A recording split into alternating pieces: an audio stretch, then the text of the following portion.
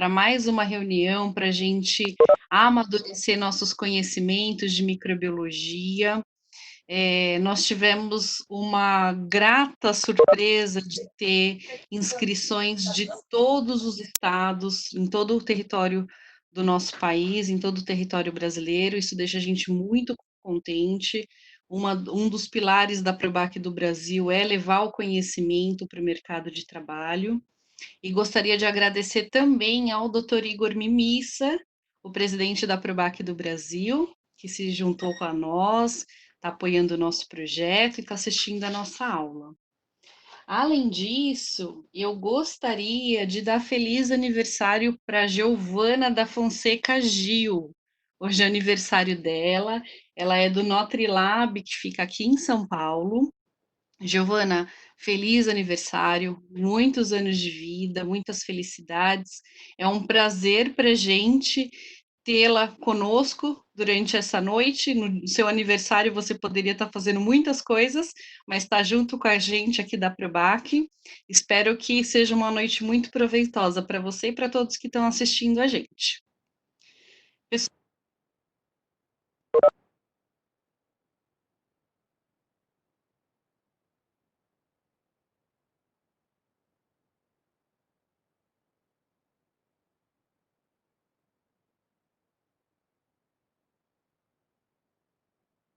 Grande de pessoas participando da reunião e o ruído realmente traz uma interferência para quem está ouvindo. Então, é importante que o seu botão do microfone, que é esse aqui, ele esteja na coloração vermelha, tá? E aí vocês conseguem conversar com quem está perto de vocês aí, onde vocês estão assistindo, sem trazer interferências aqui para a nossa reunião. Tem o chat, o botão do chat. Conforme vocês forem tendo dúvidas, usem o botão do chat para enviar as perguntas para o Rafael, que é o nosso moderador, e para a Sônia também, que está como moderadora da nossa apresentação. E desejo a todos vocês uma boa apresentação, um bom conteúdo. Pessoal, para quem participou da nossa reunião há 15 dias atrás, eu falei que um dos pilares da Probac do Brasil é o Probac Social. Então, a Probac faz muitas ações sociais, só que nesse momento de pandemia, infelizmente, está todo mundo com uma certa limitação. É até por essa razão que a gente está fazendo os encontros online. E aí a Probac traz aqui uma sugestão de uma ação que todos vocês podem contribuir, uma vez que nosso evento é online, gratuito. Tem o Ação da Cidadania, é uma entidade que eles trabalham para combater a fome no Brasil. E aí tem várias modalidades de doação. Então, se vocês entrarem no site açãodacidadania.com.br, vocês vão encontrar as possibilidades de doação. Então, é possível doar centavos, possível arrecadar de algumas notas fiscais quando vocês doam o CPF. Nós ficaríamos muito gratos se vocês devolvessem para a nossa sociedade uma contribuição nesse momento que está todo mundo precisando. Então, hoje nós vamos falar de cultura de ponta de catéter e hemocultura. E aí, eu vou começar com uma pergunta: por que fazer a cultura do sangue? Então, o laboratório de microbiologia, como todos vocês sabem, nós temos a responsabilidade, a missão de fazer a investigação do patógeno que está causando a infecção no paciente. E aí, a cultura do sangue é um evento de maior importância para o laboratório de microbiologia. Por quê? A presença de micro-organismos na corrente sanguínea tem uma importância extremamente clínica, mas também diagnóstica, porque traz um desafio importante para o laboratório de microbiologia. Os micro-organismos viáveis na corrente sanguínea frequentemente estão associados a um aumento considerável nas taxas de morbidade e mortalidade. além de apresentar uma complicação, a complicação mais significativa de um processo infeccioso. Então, o paciente, quando ele está com uma infecção de trato geniturinário ou uma infecção de um abscesso intraabdominal, quando a bactéria sai desse sítio e cai na corrente sanguínea, é uma complicação muito significativa para o paciente.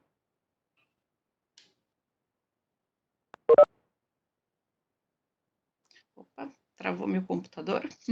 Então, o processo de fazer a cultura do sangue é basicamente realizar o procedimento da hemocultura, né? Realizar a identificação do patógeno que está causando esse processo infeccioso, realizar o teste de sensibilidade e aí, diante das informações que o laboratório vai fornecer para o médico tem então condições de fazer um tratamento assertivo. Bacteremia e fungemia. Então, acontece de alguns organismos, alguns micro-organismos caírem na corrente sanguínea, e essa entrada na corrente sanguínea, ela pode ser via extravascular, através dos vasos linfáticos, ou intravascular, por conta de uma endocardite infecciosa, uma fístula, dispositivos vasculares. A bacteremia, ela tem algumas classificações. Então, a bacteremia transitória, ela é a mais comum. Ela pode durar de poucos minutos a algumas horas, e ela acontece quando ocorre a manipulação de um sítio anatômico que tenha infecção. Então, por exemplo, durante um procedimento cirúrgico, onde o paciente tem um abscesso e aí, a manipulação desse sítio faz com que caia o organismo vivo na corrente sanguínea. A bacteremia intermitente, ela acontece em processo infeccioso relacionado aos abscessos de cavidade. Então, os de cavidade no intraabdominal, e esses abscessos geralmente são relacionados à febre de origem desconhecida. A bacteremia contínua ela é característica da endocardite infecciosa aguda e subaguda e de outras infecções endovasculares. E nós temos também a bacteremia de escape, breakthrough. Ela acontece quando o paciente já está recebendo antibiótico terapia. Então, o laboratório de microbiologia já recebeu a hemocultura, processou, identificou o agente causador da infecção, fez o antibiograma, o teste de sensibilidade, e o médico já tem o resultado. E esse germe, o causador da infecção, ele pode ser sensível, só que o paciente ainda faz a bacteremia. Isso acontece, às vezes, quando o nível do antibiótico, o nível sistêmico do antibiótico ainda está baixo. E a sepse, ela é uma condição definida como a disfunção de órgãos com risco à vida, causada por uma resposta desregulada, então, do paciente, do organismo do paciente, frente à infecção.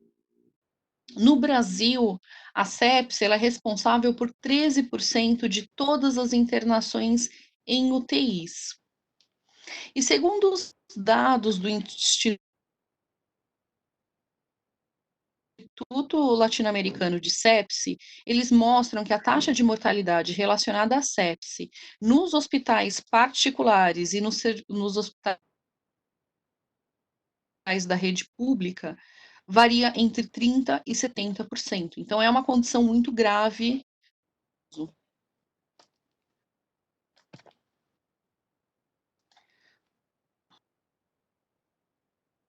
O computador.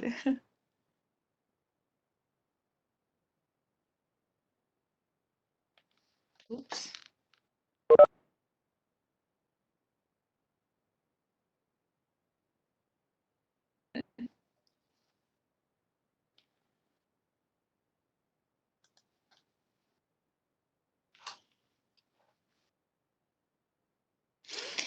Bom, continuando então, desculpem o incidente, a hemocultura é o padrão ouro para fazer o diagnóstico microbiológico para confirmar a infecção e indicar os antibióticos adequados para fazer o tratamento.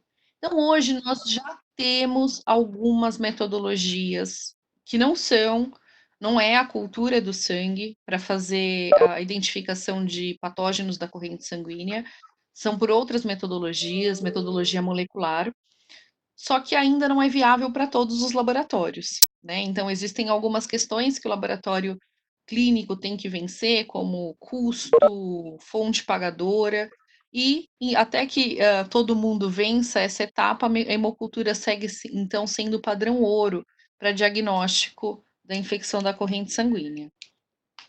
As fontes mais comuns da infecção da corrente sanguínea, a gente tem aqui os dispositivos intravasculares, então os catéteres, trato geniturinário, infecções do trato geniturinário e trato respiratório. E aí a gente tem outras situações aqui, intestino e peritônio, pele, trato biliar numa porcentagem bem inferior, mas esses 3 primeiros são os que têm maior relevância. Então, quais são as recomendações para a realização da hemocultura? Essa é uma frase que todo laboratório de microbiologia usa com muita frequência. Então, a coleta da hemocultura tem que ser sempre antes do início da terapia antimicrobiana. Ah, mas e se o paciente estiver internado e passou por um processo cirúrgico e está fazendo profilaxia? Bom, acontece do paciente estar internado, estar fazendo uso já de antimicrobiano, então a orientação, pessoal, é sempre deixar claro que, se não é possível colher antes do início da terapia, que seja feita a coleta antes da próxima dose, ou seja, no vale, quando a concentração do antibiótico está bem baixa no organismo do paciente. Até bem pouco tempo, se falava muito sobre a coleta da hemocultura no pico febril. E aí todo mundo se perguntava qual era exatamente o pico febril. Então, o paciente pode fazer 39,5 de febre e começar a baixar, e aí o pico foi 39,5. E tem paciente que vai fazer 40, um pouco mais que 40. Então, fica determinado que febre superior a 38 graus já é indicativo para colher a hemocultura. Óbvio que é necessário outras informações clínicas, né, já é fornecida pelo médico que está assistindo o paciente, para que ele entre no quadro de investigação da recomendação para a realização da hemocultura.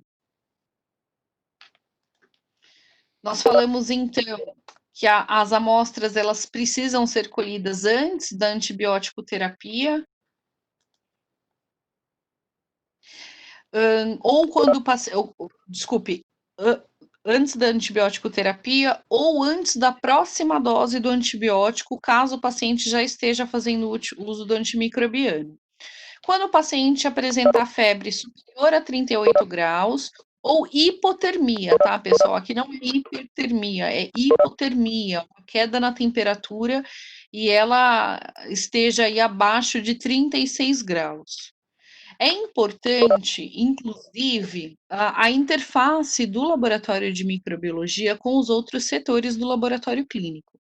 Então, um outro marcador muito importante para a coleta, a realização da hemocultura, é quando no hemograma o paciente tiver uma contagem de leucócitos superior a 10.000 células por milímetro cúbico, e essa contagem no diferencial levar até um desvio à esquerda, ou quando o paciente tiver uma granulocitopenia, então quando o número total, a contagem total dos leucócitos tiver inferior a 1.000 células por milímetro cúbico.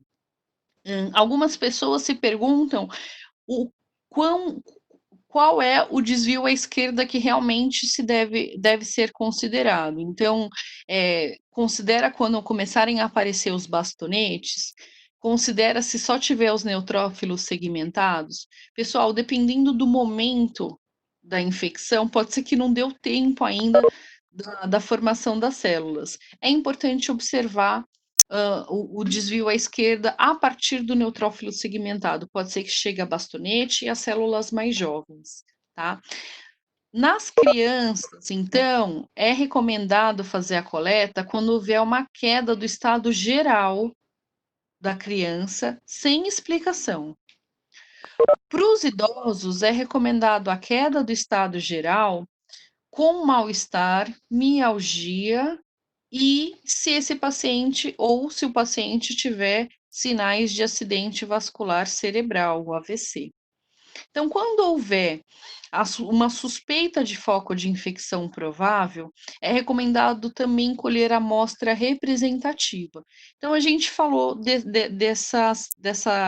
desse quadro clínico, então, febre, leucocitose ou leucopenia, e aí o paciente tem já um histórico, uma suspeita de infecção do trato urinário. Então é recomendado colher uma amostra do sítio anatômico que apresenta os sinais de infecção e a amostra da hemocultura. Isso é de muito valor para o médico fazer o acompanhamento do paciente. Em relação ao número de amostras, pessoal, cada punção, e isso é uma coisa que todos os microbiologistas têm que ter gravado na cabeça. Cada punção, então, cada vez que você põe agulha numa veia periférica do paciente, é uma amostra, independente do volume de sangue que você vai colher. Ai, colhi 30 ml de sangue. Não faz mal, isso é uma amostra. E uma amostra são 2 frascos de hemocultura. E aí vai ser um frasco aeróbio e um frasco anaeróbio. Isso quando a gente estiver tratando de um paciente adulto.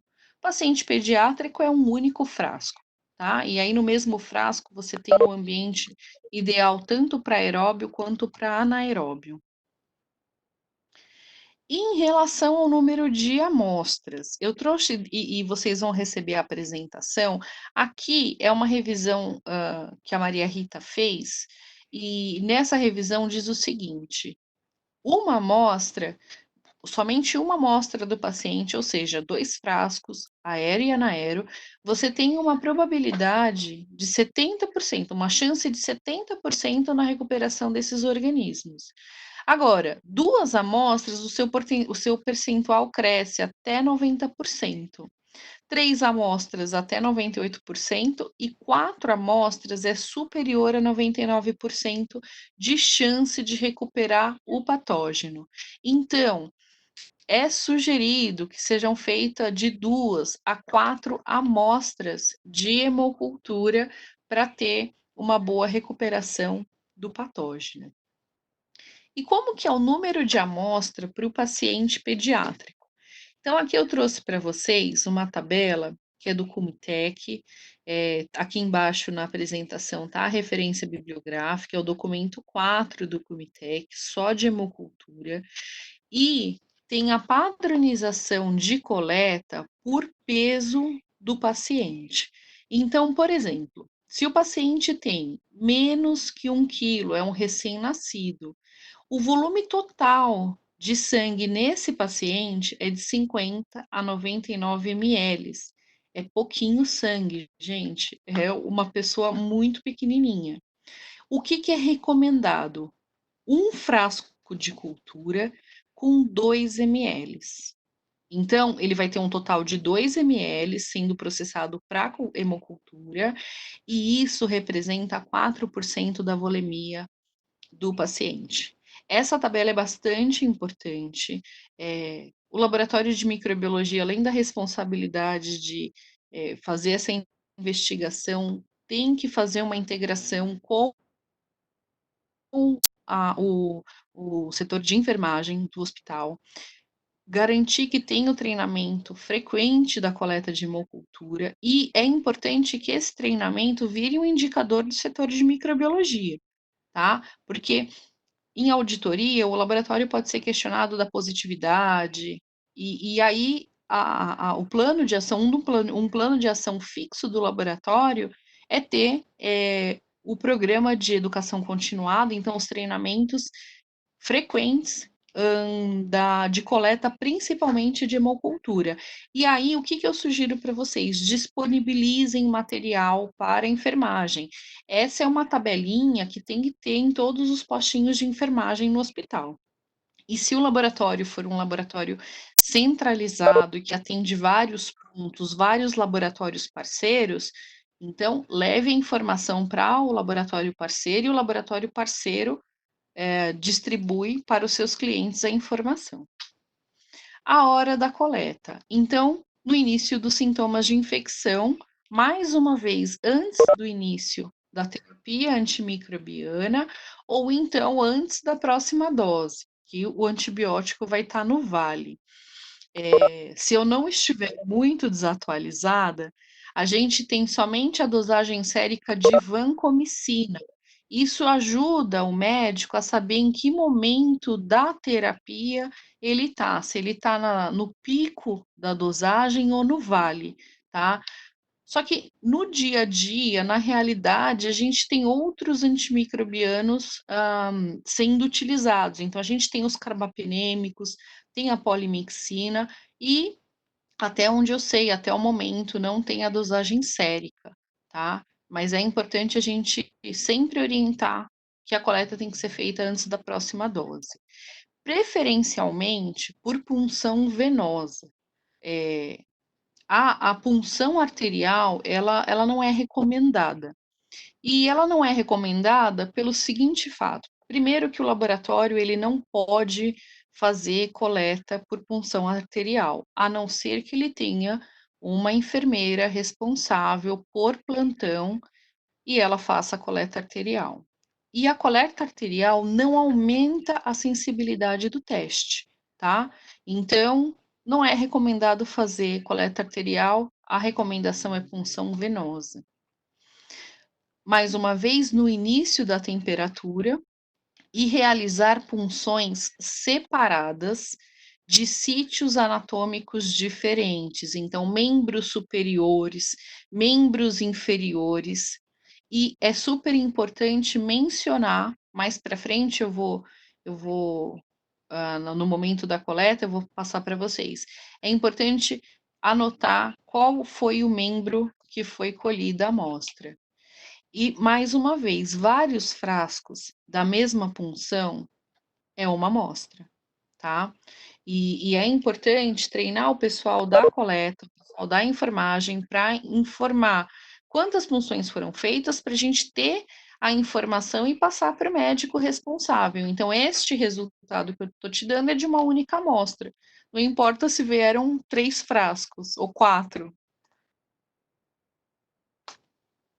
E o intervalo de coleta? Eu trouxe aqui esse estudo que diz que não tem uma diferença na recuperação dos micro-organismos de hemocultura em 24 horas, quando elas são colhidas simultaneamente ou em intervalos separados. O que tem relevância, o que vai dizer a importância da coleta de mais frascos durante essas 24 horas é o estado clínico do paciente. Então, o estado clínico é o que vai determinar o momento e o intervalo entre as coletas. Recomendações de coleta em diferentes situações clínicas. Então, nós falamos já um pouquinho sobre bacteremia. Então, na suspeita de bacteremia ou fungemia, primária ou secundária, então quando ela tem entrada via intravascular ou extravascular, a sugestão é que seja feita a coleta de 2 a 3 amostras, uma após a outra, de diferentes sítios anatômicos, logo após o início dos sintomas. Febre de origem indeterminada. Então, por exemplo, os abscessos ocultos, febre tifoide, brucelose ou outra síndrome infecciosa não diagnosticada, também fazer a coleta de 2 a 3 amostras, uma após a outra, de diferentes sítios anatômicos, inicialmente. E se essas amostras que foram colhidas estiverem negativas até 48 horas, então até as primeiras 48 horas de incubação, é recomendado que seja feita a coleta de mais 2 amostras, uma após a outra e novamente de sítios anatômicos diferentes. Na suspeita da bacteremia ou fungemia, com hemocultura persistentemente negativa, é importante conversar com o médico e considerar métodos alternativos de hemocultura. Não é outros tipos de hemocultura, senão adaptar o tempo de incubação e fazer uma investigação de micobactéria, de fungo filamentoso ou então dos micro-organismos fastidiosos. Mais para frente, quando eu falar um pouquinho de tempo de incubação, vai estar um pouquinho mais detalhado. Então, infecções agudas de 2 a 3 amostras em curto espaço de tempo, intervalos superior a de 1 a 2 horas entre as amostras. Então, se for feita uma coleta a cada 1 hora ou a cada 2 horas, ela tem uma importância quando o médico está fazendo o acompanhamento de uma bacteremia contínua. E essa bacteremia, ela está acontecendo talvez por conta de uma endocardite ou uma infecção relacionada a um dispositivo intravascular, tá?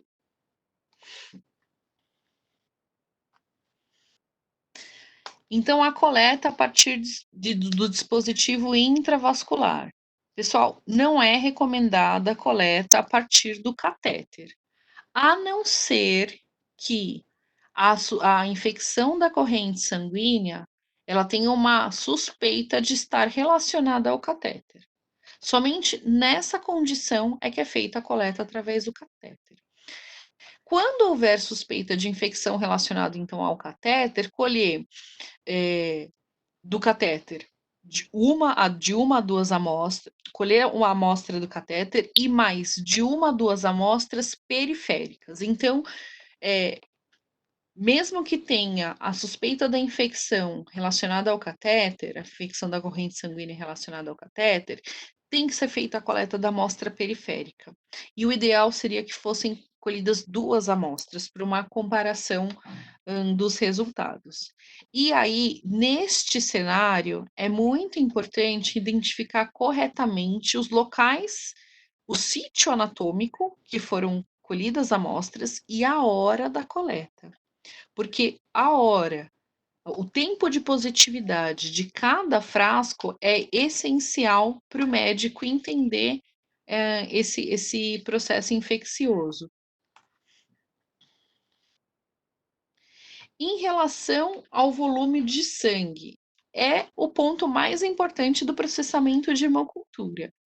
É importante respeitar o volume de sangue de acordo com a idade, então eu mostrei para vocês uma tabela do Comitec, o do documento Comitec, então que fala do volume para os pacientes pediátricos e o volume que é recomendado para os pacientes adulto. É importante também seguir as orientações do fabricante, tá? Mas em geral, se fala entre 5 e 10 volumes de sangue de paciente adulto por frasco de cultura. Então, de 5 a 10 para o frasco aeróbio e de 5 a 10 para o frasco anaeróbio.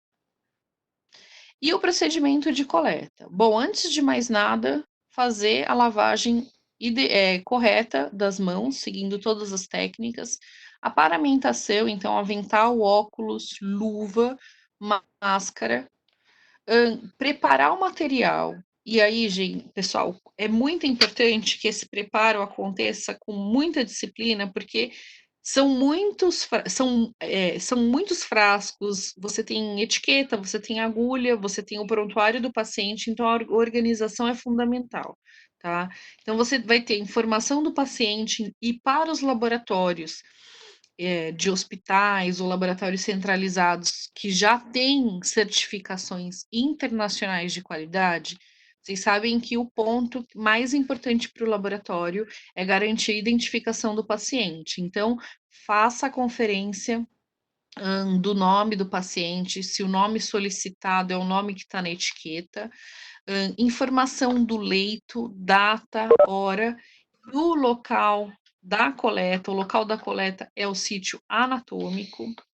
Limpar a tampa do frasco, que pode ser de borracha, ou plástico, ou alumínio, limpa com algodão embebido com álcool 70 e mantém o algodão na tampa do frasco até o momento da punção. Faça uma anamnese, analise o local onde vai ser feita a punção do sangue, coloca o garrote do paciente, apalpe as veias.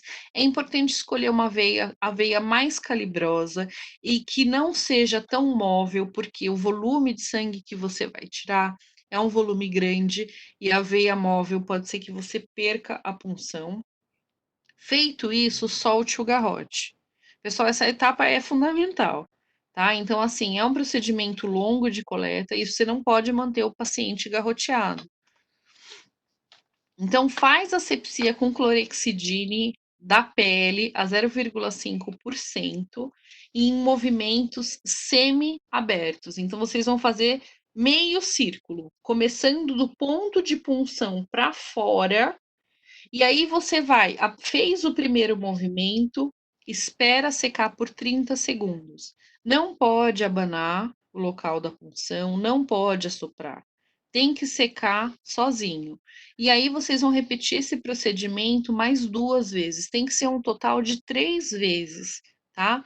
Na última vez, espera secar para então realizar a punção. Coloca novamente o garrote e punciona a veia com uma agulha, a seringa, ou dispositivo, ou scalp, e sem tocar de novo no local da infecção. Coletar de 5 a 10 ml no caso de paciente adulto, o volume de 1 a 4 ml de sangue para pacientes pediátricos, mas lembrando que sempre tem que fazer uma correlação do peso da criança para colher o volume ideal. Ao retirar a agulha, faz a compressão com algodão seco e não flexiona o braço para o paciente não ficar com hematoma. Transferir a amostra para os frascos de hemocultura, colocando primeiramente o sangue no frasco de hemocultura anaeróbio. Então, você está fazendo uma coleta com seringa e agulha, o primeiro frasco que tem que ser inoculado é o anaeróbio. Se a coleta for realizada com scalp ou adaptador, sistema fechado, então aí você coloca primeiro então no frasco aeróbio. É importante lembrar que durante o processo de coleta e introdução da amostra no frasco de hemocultura, o frasco tem que estar de pé, tá? Para não ter um retorno do volume. E aí, dispensar o material utilizado de forma adequada na caixa de perfuro cortante e os outros utensílios no lixo infectante. A coleta através do catéter é só um briefing, pessoal, porque o laboratório não tem permissão para manipular o catéter. O catéter só pode ser manipulado pela enfermagem ou pelo médico. Então, fazer a asepsia do local a ser puncionado, então, do catéter, fazer a coleta do catéter com álcool 70%, e fazer a antisepsia da pele com clorexidina alcoólica. Não é necessário, pessoal, descartar o volume inicial do catéter. Por que eu estou falando isso?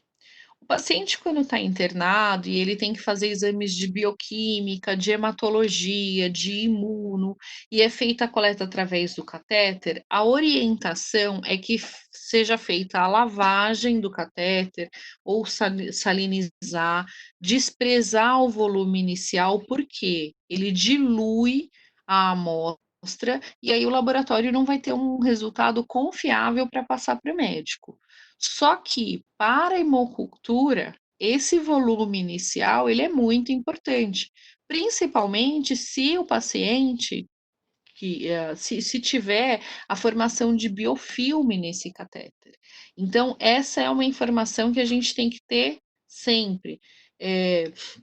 Não é necessário descartar o volume inicial do catéter. Aqui é um estudo que diz muito, que fala sobre o descarte inicial do catéter, por conta que alguns autores recomendam esse descarte por conta da contaminação da amostra. Só que isso é controverso, ainda ninguém conseguiu dizer que realmente traz uma contaminação importante e que vai interferir no diagnóstico da infecção da corrente sanguínea.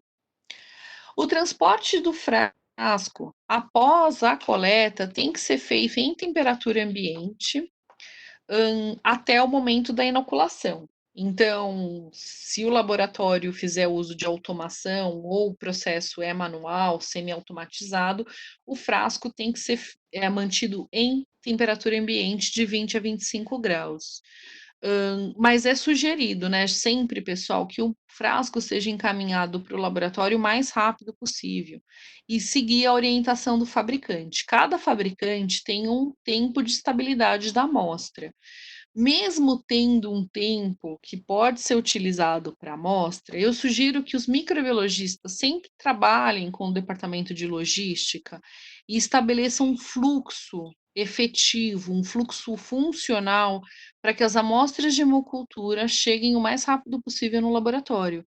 São amostras super importantes, super nobres e tem que ser direcionada rapidamente para o laboratório.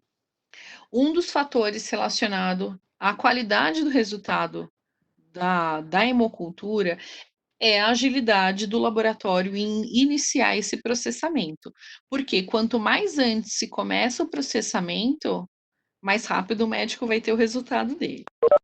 E falando um pouquinho de incubação, os patógenos mais frequentemente isolados relacionados à infecção da corrente sanguínea, eles crescem nas primeiras 72 horas, tá? Mas pode acontecer um crescimento tardio ou por conta da contagem de colônia presente, de unidades formadoras de colônia presente naquela amostra, ou por conta da terapia, mas pode acontecer em até 5 dias de incubação. Então, o recomendado é que seja feito 5 dias de incubação para a investigação tradicional. Agora, os micro-organismos fastidiosos, eles crescem em até 7 dias.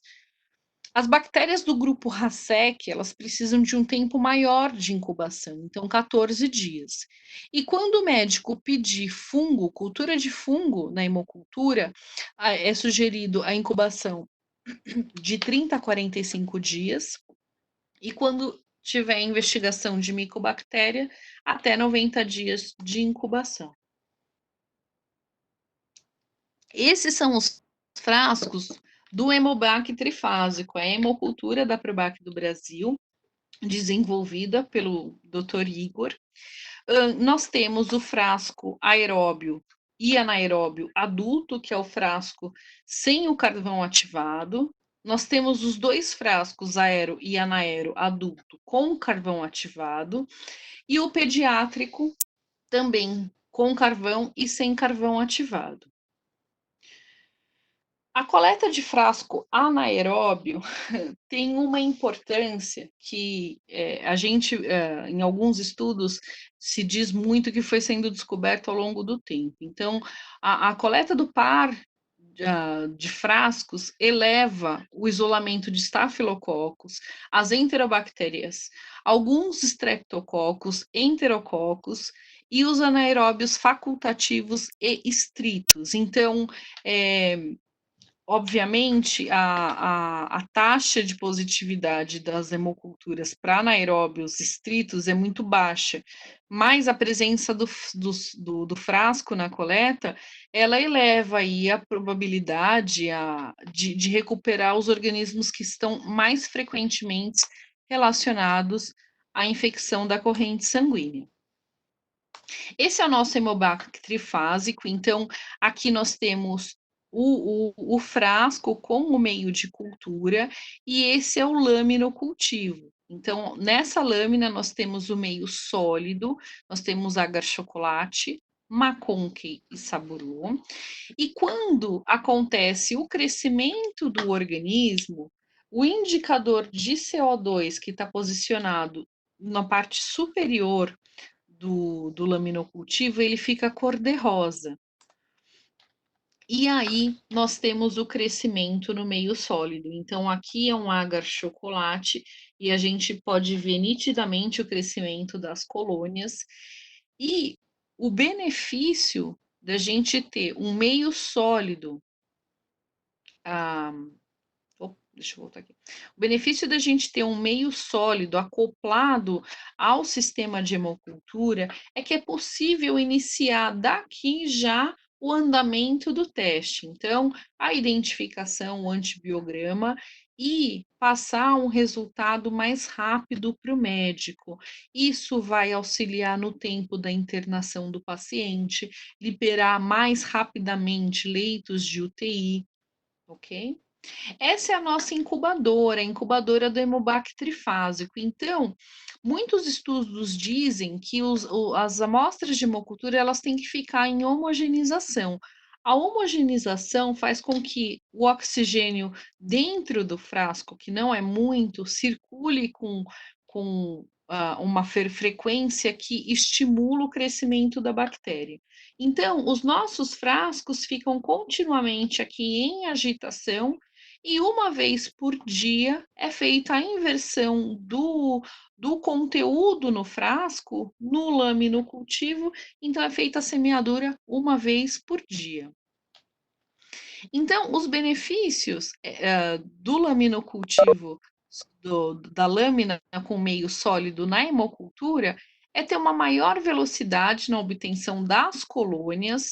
Então, considerando a positividade da hemocultura, positivou a hemocultura, o microbiologista tem que semear, aí tem que crescer. Então, a gente considera aí umas 22 horas, tem que ter um crescimento bom, se não mais umas 12 horas, para então iniciar o processo de identificação e antibiograma. Com o meio sólido no hemocultivo, a gente ganha esse tempo, porque já a bactéria já cresceu no meio. E com isso é possível otimizar o fluxo de trabalho. É possível dar para o médico um resultado parcial mais ágil e, consequentemente, o resultado final também, porque a gente ganhou então aí pelo menos 30 horas no processo. Então, eu tenho aqui o meio sólido com o meu crescimento, é feito um GRAM. Pessoal, toda hemocultura positiva é importante o laboratório parar o que está fazendo, realizar uma lâmina, fazer a coloração pelo método de GRAM e passar o resultado para o médico. Então, o laboratório vai passar para o médico se é um resultado de bacilo gram negativo ou um coco gram positivo. Sendo um bacilo gram negativo, a partir do meio sólido, a gente já ganha algumas etapas. Eu já posso fazer uma prova de indol, uma prova de oxidase, ou se for um coco gram positivo, eu já faço uma catalase, eu já vou saber se ele é catalase positivo ou negativa, faço uma coagulase, é possível fazer um PIR, uma prova de PIR para diferenciar o enterococo do streptococcus, e aí toda essa riqueza de informação você já pode passar para o médico no momento em que você liga para passar o resultado parcial. E aí, seguir com o teste de sensibilidade.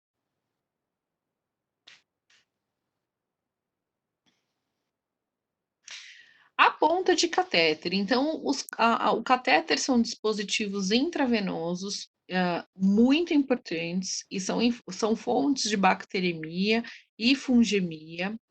Os mesmos cuidados que são levados em conta para fazer a inserção do catéter têm que ser tomados também para a retirada do catéter. Então, quando é feita a retirada do catéter, por alguma razão, e essa razão, se essa razão for suspeita de infecção, 5 centímetros do segmento distal, ou seja, a parte que está inserida na veia, deve ser colocado então no frasco estéril, seco e encaminhado para o laboratório. No laboratório, vai ser realizada a semeadura pela técnica de MAC. Então, o que que é a técnica de MAC? É pegar a ponta de catéter, 5 centímetros da ponta, tá? Acontece do laboratório receber pontas com um tamanho maior, mas se você tiver um tubo estéreo, pinça, tesoura, você corta a ponta e você vai rolar de 4 a 5 vezes aqui na placa de agar-sangue, tá? Rolar para um lado, para o outro, não faz mal se esse catéter desviar o caminho e rolar em direções diferentes, mas esse é o processo para fazer a semeadura da ponta de catéter. Na ausência da cultura semi-quantitativa, então, quando ou não foi tirado o catéter, ou tirou o catéter e não mandou para o laboratório, pode ser feita a cultura da secreção purulenta, tá? A cultura quantitativa, que é a cultura por sonicação, ela tem uma sensibilidade maior que a semi-quantitativa, que é a técnica de MAC através de 5 centímetros da ponta. O segmento do catéter é inserido, então, num tubo contendo um caldo e é feito a sonicação. O crescimento superior a 100 unidades formadoras de colônia por ml, na ausência de sinais inflamatórios, sugere a colonização. E, na sua presença, sugere infecção relacionada ao catéter. O crescimento inferior a 15 unidades formadoras de colônia por ml na técnica de MAC, ou inferior a 100 por 100 unidades formadoras de colônia por ml na sonicação, é considerado indeterminado. E aí depende do médico fazer o diagnóstico da infecção. Mas é importante o laboratório mencionar isso, ou no laudo, ou através de um relatório. Esses são os laudos, como eu mencionei na aula de cultura de tratos respiratórios, são laudos que eles precisam ser padronizados junto com o hospital, para que quando o hospital receba uma informação, um documento com esse tipo de informação, eles saibam o que fazer. Então, a coleta através do catéter versus a hemocultura. Então, no método manual ou semi-automatizado, quando a contagem de colônias por ml da amostra obtida através do catéter for 4 vezes maior que a contagem de colônias obtida na amostra periférica, indica a infecção relacionada ao catéter, tá? Essa comparação de contagem de colônia 4 vezes superior à da ponta de catéter em relação à via periférica, só é possível fazer no método manual e digo, no semi-automatizado, usando um laminocultivo. Então, depois eu posso enviar para vocês por e-mail, tem estudos dizendo, o estudo da performance do Hemobac invertido uma vez no dia, feito uma única inversão, então a contagem de colônia do meio sólido comparada com a contagem da ponta de catéter. E no método automatizado, amostras simultâneas de via periférica, colhidas através do catéter, incubadas no mesmo tempo. Quando a amostra colhida através do catéter apresentar 2 horas de positividade antes da positividade do frasco periférico, então a amostra do catéter positivou antes do frasco. Então sugere que a infecção realmente está relacionada ao catéter. E aí nessas situações é importante, não só nessas situações, mas em todo o laudo de hemocultura, liberar o tempo de positividade dessas amostras, em dia ou em horas. A interpretação do resultado. Os índices de positividade, eles variam de acordo com a complexidade da instituição. Só que esse índice ele pode variar entre 10% e 15%. Quando o índice estiver muito baixo ou superior a 15%, e aí o laboratório tem que ter o indicador de positividade de hemocultura, é importante fazer uma reunião com o pessoal do corpo clínico para rever os protocolos de coleta, tá? Vocês podem ser questionados em processos de auditoria. E aqui são alguns micro-organismos que têm alto valor preditivo positivo. Então, os Staphylococcus aureus, Escherichia coli e outras enterobactérias, a Neisseria meningitidis, o pneumococo, Cândida, Pseudomonas, Brucella, o Streptococcus apiógenes, o Streptococcus agalacti, Cryptococcus, ok? A comunicação do resultado. Pessoal, resultado positivo tem que ser comunicado imediatamente para o médico, juntamente com o resultado do GRAM. Por quê? Para o médico, então, direcionar a terapia e sair da terapia empírica, que é aquela terapia mais abrangente, e direcionar para o agente que realmente está causando a infecção. Tá? Resultado de hemocultura positivo é resultado de pânico para o laboratório clínico. Ele tem que ser comunicado por telefone, por e-mail, por WhatsApp, e tem que ser feito o registro dessa comunicação. Pessoal, é isso. Era esse o conteúdo que eu tinha para apresentar para vocês. Agradeço a todo mundo que participou. Eu vou pedir agora para que a Sônia e o Rafael se juntem a mim para trazer as perguntas e convido também o doutor Igor para fazer algum comentário, caso ele queira adicionar alguma coisa aqui ao conteúdo que eu apresentei. Rafa, se quiser abrir o microfone do doutor Igor. Está aberto. Oi, gente. Olá, Boa noite. Boa noite. Gostei muito de sua apresentação, Luciana. Acho que foi muito clara, mostrando os principais aspectos da coleta da hemocultura. Devemos lembrar que as bacteremias são urgências médicas e que este exame tem que ter rapidez de diagnóstico. Quanto mais cedo a gente faz o diagnóstico etiológico, pode orientar uma terapêutica adequada e isso salva realmente vidas. Isto que você demonstrou na apresentação, Luciana, fico muito contente com a clareza dos conceitos que você apresentou. Muito obrigada, doutor Igor. Realmente, falar de hemocultura é um desafio, é um tema complexo, né? Um tema sério, e fico muito contente que o senhor gostou da apresentação. Espero que todos os participantes tenham gostado também. E muito obrigada, doutor Igor, pela participação. Peço que o senhor continue aqui com a gente, porque o Rafa e a Sônia vão apresentar agora as perguntas. Se o senhor quiser me dar um apoio nas perguntas, eu vou ser muito grata.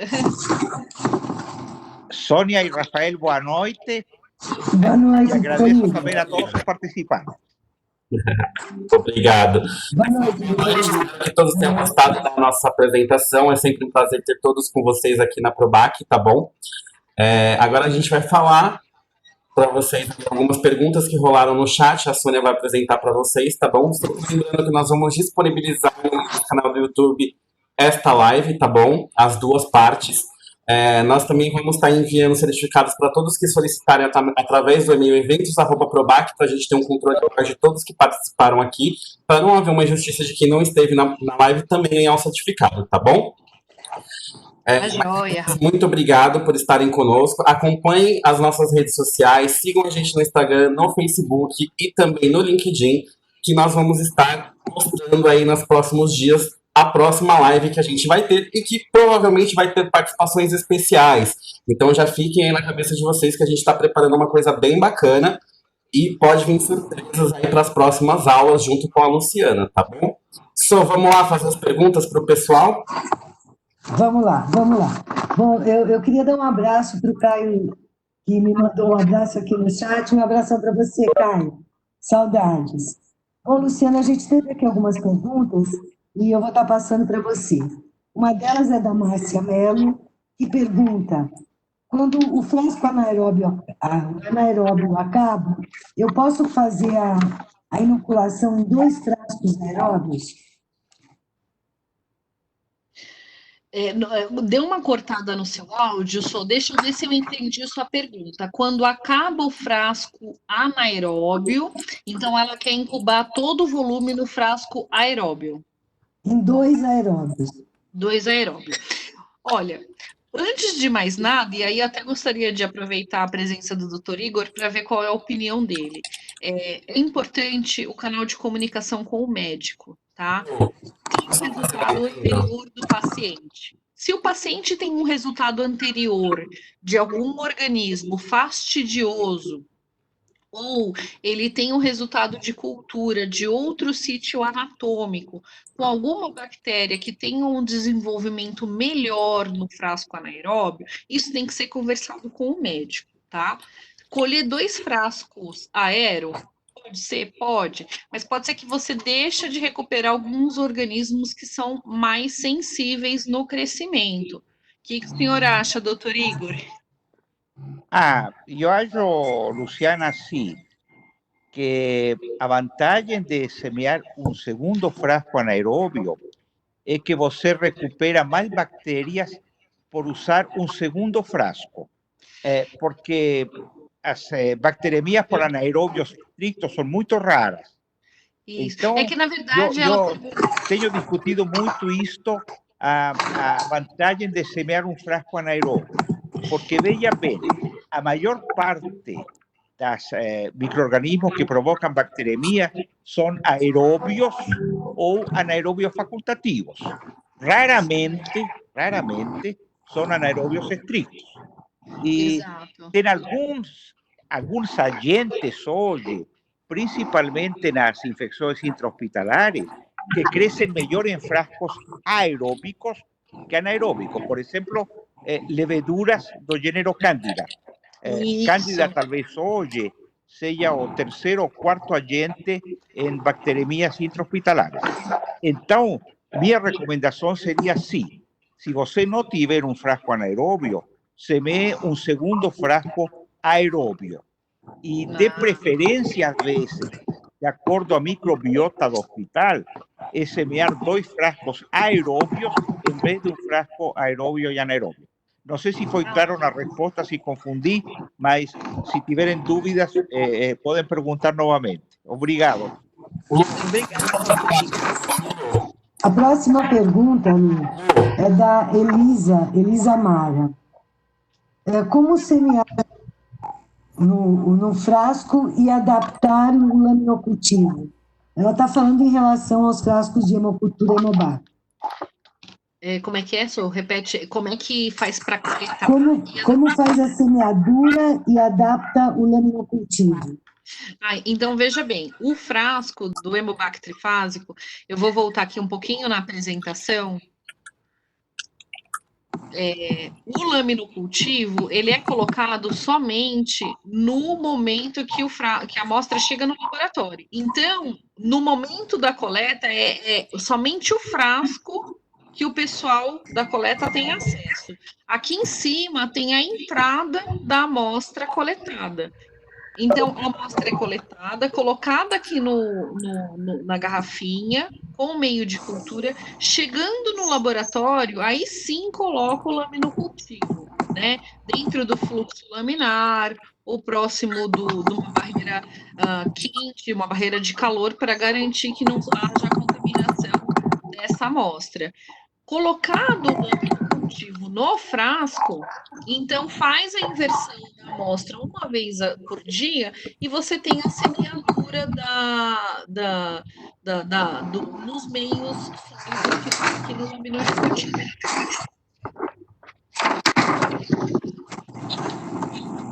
A próxima